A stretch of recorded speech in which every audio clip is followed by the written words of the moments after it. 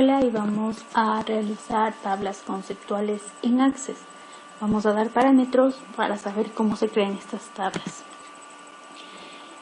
Para poder saber de qué se trata la parte conceptual o el diseño conceptual de una tabla, debemos comenzar con un análisis.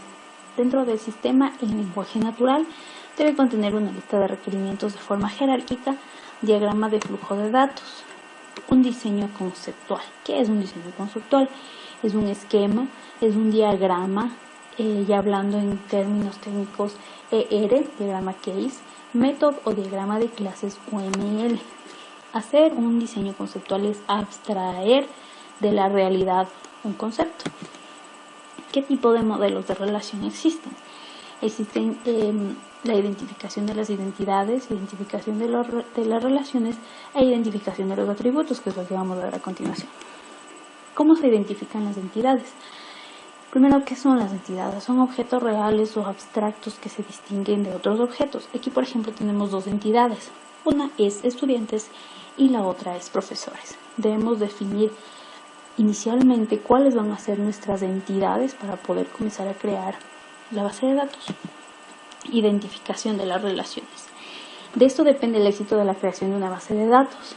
Las relaciones son las conexiones entre entidades. Como vemos en el caso anterior, estudiantes, profesores. ¿Qué tipo de relación tienen estas dos entidades?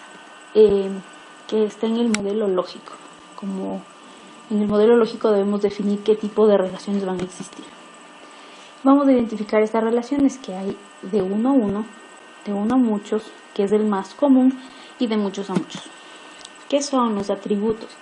Continuamos con este tema que dice que son las propiedades que caracterizan a las ocurrencias de un tipo de entidad. Para entender un poco más, tenemos los tipos de atributos. Por ejemplo, compuestos versus simples, que son los atómicos, que puede ser compuestos provincia más país versus simples, que es solamente provincias. Monovaluados versus multivaluados. Monovaluados es la dirección versus multivaluados direcciones, o sea, el plural. Almacenados versus derivados. Almacenados, por ejemplo, fecha de ingreso versus derivados, que son años de antigüedad, o sea, lo que se deriva de una fecha, en este caso fecha de ingreso versus años de antigüedad. Las claves, esto también debe estar súper claro. La clave primaria es una identificación que debe ser única, en este caso no se repiten.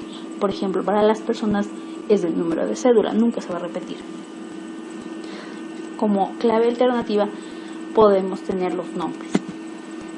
Aquí vemos un ejemplo de las claves. Las claves están con rojo, que son en el caso de estudiantes los números de cédula, en el caso de profesores los números de cédula, en el caso de cursos el número de cursos no debe repetirse.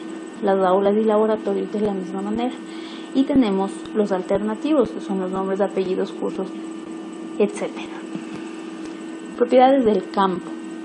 Dentro de las tablas tenemos varias propiedades. Por ejemplo, el tamaño del campo, es decir, cuántos caracteres va a tener cada campo que estamos diseñando o elaborando. El formato, la máscara de entrada, el tipo, y todo esto va a ir personalizado dependiendo tanto de la tabla como de la base de datos que vamos a elaborar. Eso es todo, muchas gracias.